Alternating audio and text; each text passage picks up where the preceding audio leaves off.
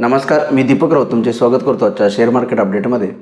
आज मार्केटमध्ये सुरुवात फ्लॅट पॉझिटिव्ह साईडला झालेली. निफ्टी बँक निफ्टी फ्लॅटमध्ये पॉझिटिव्ह उघडले आणि क्लोजिंगही त्याच रेंजला दिलं. फक्त बँक निफ्टीमध्ये दबाव राहिला, सेलिंग प्रेशर राहिलं. बाकी मार्केटला आज काही खास मुवमेंट राहिलं नाही, एकदम स्टॅग्नंट.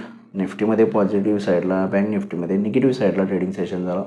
HDFC बँक वगैरे गॅप अप ओपनिंग नंतरनं खाली आले, त्यामुळे थोडंसं बँक निफ्टीवर दबाव राहिला. पण रिलायन्ससारखे स्टॉक थोडंसं वर गेल्यामुळे निफ्टी आणि IT सेक्टर वर गेल्यामुळे निफ्टीवर पॉझिटिव्हिटी राहिली. बाकी मिक्स शो राहिला, असं काही खास मोमेंटम नाही आहे ट्रेडिंगमध्ये. FIDIच्या डेस्कवर सुद्धा काल FIs 4,000 कोटीचं विकलेलं, DIs 3600 करोडचं बाईंग केलेलं. त्यामुळे ॲज युजल FIs विकत आहेत, त्याच्या आसपासचं बाईंग त्याच अमाऊंटच्या DIs करत आहेत.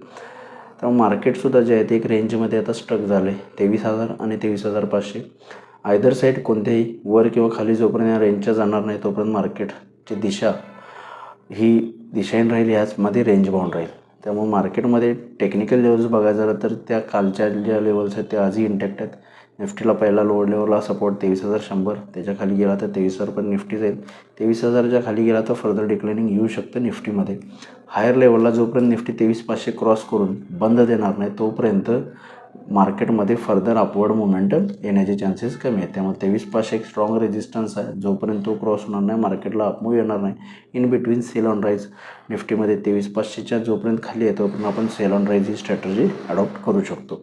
बँक निफ्टीमध्येही सिमिलर 48,500च्या अभाव मेंटेन राहिला तर 49,000पर्यंत जाऊ शकतो. 48,500च्या खाली आला तर 48,300 ते 48,000 पण बँक निफ्टी येऊ शकते. आणि हायर लेवलला 48,800 आणि 49,000 हे स्ट्रॉंग रेजिस्टन्स झोन आहेत.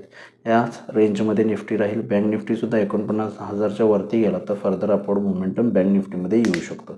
या लेवल्सनुसार तुम्ही निफ्टी बँक निफ्टीमध्ये ट्रेड करा. लेवल्समध्ये काही फारसं असं काही खास चेंजेस नाही आहेत.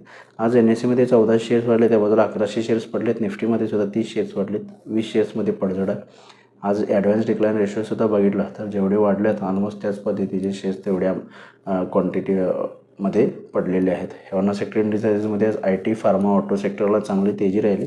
बँकिंग सेक्टरवर दबाव राहिला. बाकी अदर सेक्टर जे आहेत ते फ्लॅट क्लोज केलेत. ग्लोबल मार्केटही फ्लॅट आहेत. युरोपियन मार्केट्स 10-20 पॉईंट पॉझिटिव्ह आहेत. डाऊ फ्युचर्स 30 पॉईंट पॉझिटिव्ह आहेत. म्हणजे जर ओव्हरऑल बघितलं तर मार्केट वेट करायला आहे. फर्दर एक ट्रम्प इनॉग्रेशन ट्रेड झाला, त्यानंतर मोमेंटम आला थोडासा पॉझिटिव्ह.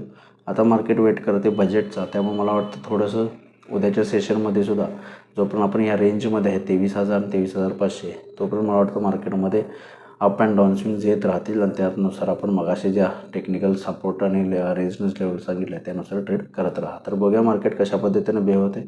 माझ्या व्हिडिओ ऐकला त्याबद्दल धन्यवाद. माझ्या व्हिडिओ जास्तीत लाईक करा, शेअर करा, माझ्या चॅनल सबस्क्राईब करून डेली अपडेटसाठी बेल आयकॉनला क्लिक करा. धन्यवाद.